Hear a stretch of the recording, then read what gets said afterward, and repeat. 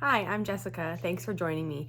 Today I'm going to be sharing with you the finishing of my Scrappy trip around the world. I made the block with you in a previous video. You can find that if you're interested. It's here on the channel. And I have made all 20 of my blocks and I sewed them together. I'm going to show you what that looks like, and then I'm going to get this loaded on my long arm and quilt it and show you the final quilt. So here it is. I didn't think to get a video of the blocks before I put them together, but basically they look just like they did when I made the block in the tutorial. And I chose, here comes my cat.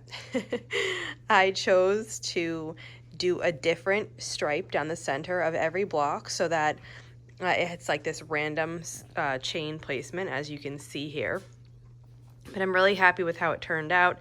I just finished sewing this together now, and I am going to press it, and then I'm gonna load it on my long arm, and I will start quilting it. I didn't pick a design out yet, but I'm gonna do that.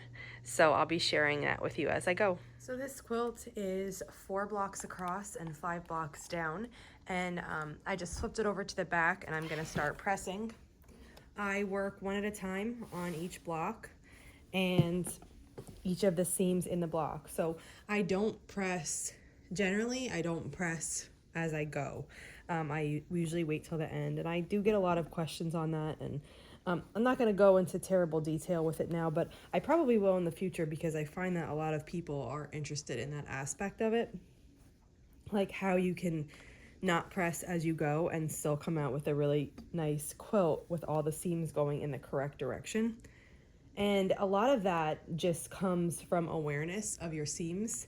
So when you're piecing the quilt, you have to think about what directions the seams should go.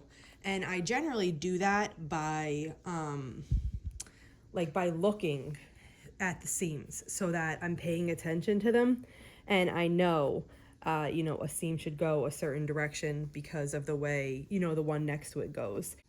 And I have just really gotten used to paying attention to that. And maybe I don't think much of that because that's just how I've always done it. But perhaps that's not a common way to do this. So now that I haven't pressed as I was going, I'm just gonna go and I'm taking it one block at a time. And it does take a little bit of time to do it this way, but it's just my preferred method to do it. So now I'll just take the time to come here and, just like I did to this one, press every single seam in every block. And since this is 4 blocks across, I'm gonna work 2 blocks. I have 2 blocks like on my ironing board right now, and I will do that. And then I will, once I'm finished with those 2 blocks, I'll move down to the 2 below it, and I'll keep doing that all the way down the quilt. And once the whole like one side of the quilt is pressed, then I will flip it over and do the backs of the other side. So I'm just going to continue pressing this now, and I'll show you once I'm finished. I have now pressed the whole back of the quilt, every block, and let me flip it over to the front so you can see it.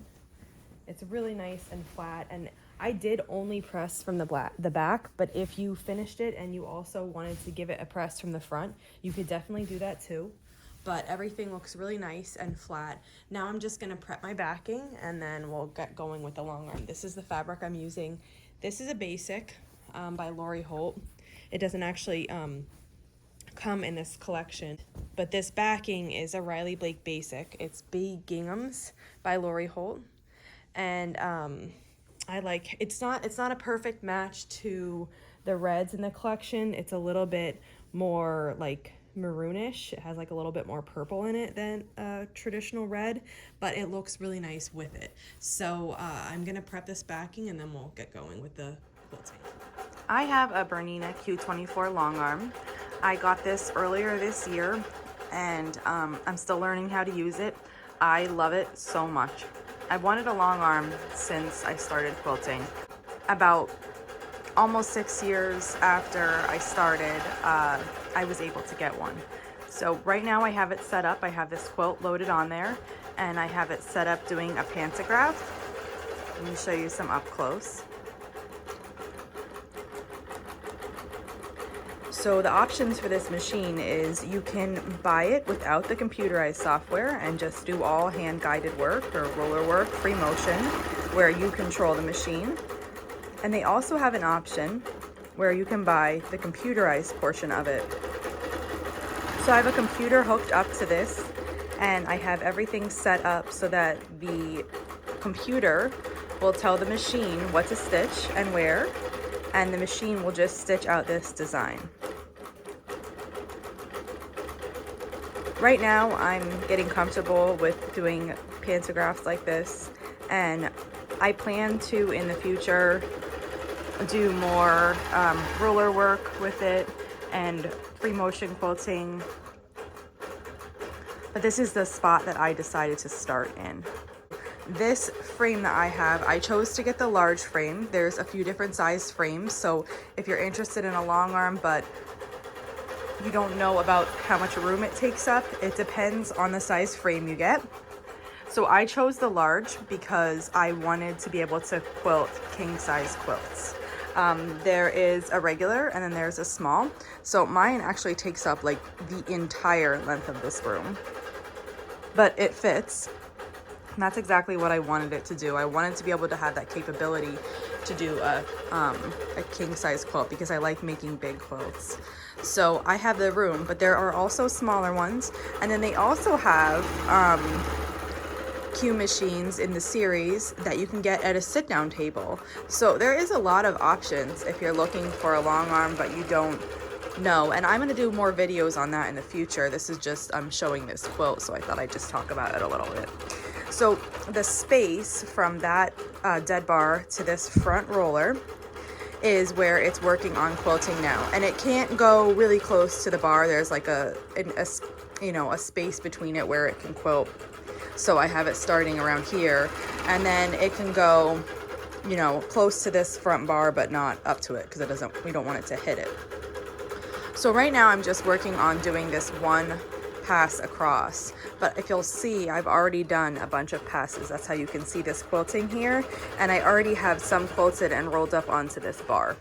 So you work in the area that is available, and then after you finish that, then you roll the quilts up onto this back bar and quilt another area. This is the computerized software. This is BERNINA Q-matic. It's a fantastic software. There's so much to do in it. I'm still learning a lot, and there is so much to learn. So this is the design. This is the representation right here of my quilt. And right now it's stitching, if you can see this little hashtag moving, that is the head of the machine. And it shows you exactly where it's at in the stitching pattern all the way across as it goes. So right now it's showing these two green motifs, and they're the ones that I can safely stitch right now without hitting the back bar, the dead bar, or the top backing bar. So those are telling you the safe area that I can work in with this design. After it's finished stitching these two designs, I will advance the quilt and work further down. Now, you can like flip these, which is really handy. So I could have it quilt this one, which it's gonna do, and then I can have it come over here and I can flip this design and have it quilt this way. I like to do that when I have enough thread, but I have been paying attention to this design, and I know that I have enough thread on one bobbin to do 3 passes. And this is my 3rd pass. So I didn't want it to start on this other one and run out. So I'm having it right now set that when it gets over here, it stops and it waits for me to prompt it to do the next row. And that's when I'll load my other bobbin, and then I can set it up to do the 3 rows before I change another bobbin. This pantograph is called Opal, and I bought it from urbanaelements.com. So I'm just gonna let this keep stitching out, and I will show you when it's finished. Start removing this from the machine, and I'll show you as I pull off. I have the back pinned here to this front leader, and I'm just taking my pins out. I've been using corsage pins when I did this, and they work really great. So I got a bunch of packs of those when I first started. I find like regular pins weren't strong enough to go through the leader here, but the corsage pins worked really well. And basically now the front is all off and I can start unrolling it. And it's going to be pinned to the back bar. You can see it here, it's pinned. This is where the backing pins up. So I can just start taking these pins out also. And then the quilt will be fully off of the long arm leaders. And I can start to trim it down. It's off and we're ready to start trimming. And you can choose to trim your quilt with a roller and a rotary cutter or with scissors. I usually do scissors, so I just come up right next to the quilt top and just start trimming here. And that's what I'm gonna do all the way around the whole quilt. I have my quilt all trimmed up now and I'm ready to bind it. So I have my binding prepared, and I know this is different than most people. I never press my binding in half. I actually don't like doing it that way. I think it makes a crease where you might not want that to be perfectly creased like that. And I just find that it's so much easier like this. So what I do is I work one section at a time here, and I just, let me drop my needle. And I'm just gonna sew this binding on. I'm using 1/4 of an inch to sew this on. And what I do is I work one section at a time. So I folded this section with my hand and I'll hold it. And then I'm gonna sew that section that I'm holding on. And when I get to the end of that section, I'll just stop.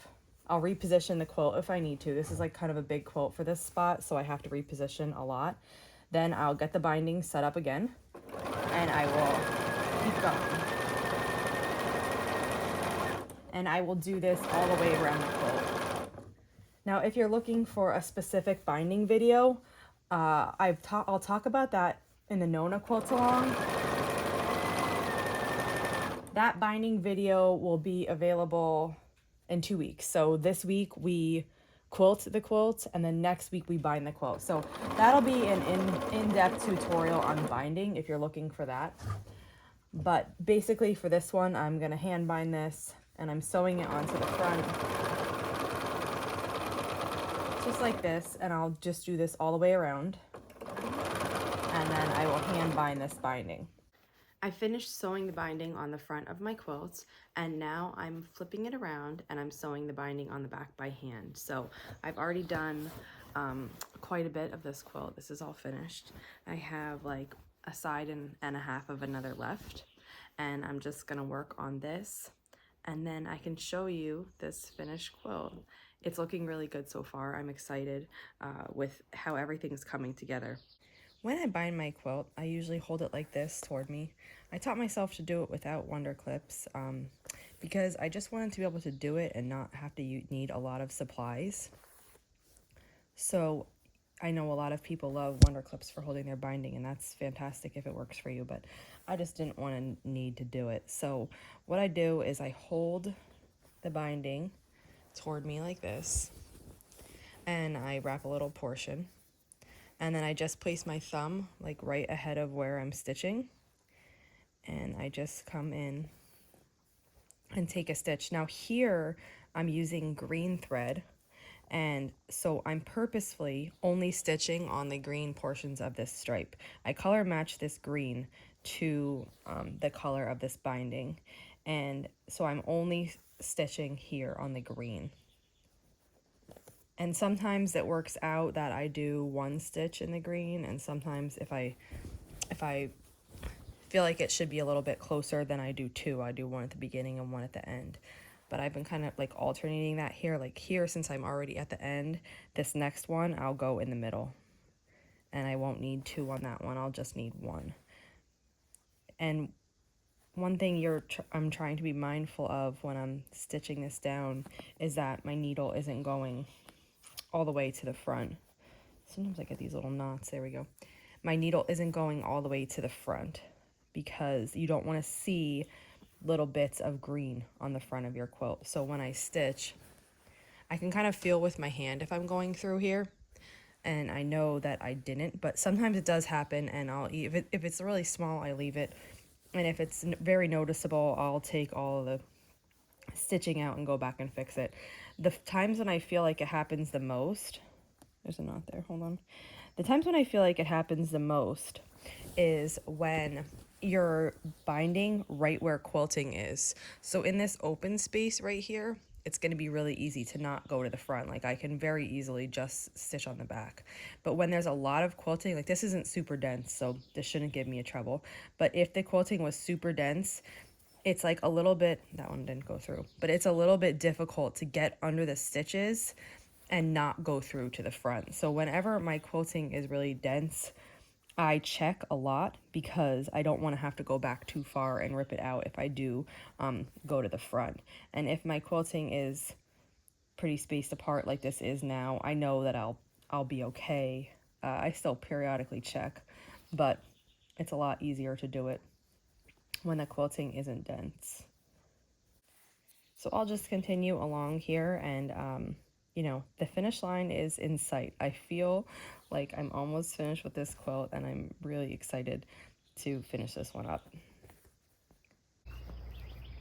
I finished up binding this quilt and it looks so pretty. I can't wait to show you the whole thing.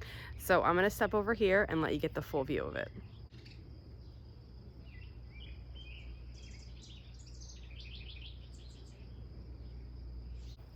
I love how these random chains look instead of being all one color. In this specific quilt, I wanted it to be random like this, and I think it just adds so much character to it. So that's the quilt. I've really enjoyed making this one, and I hope you make it and enjoy it too. If you have any questions, just let me know. Thanks for following along.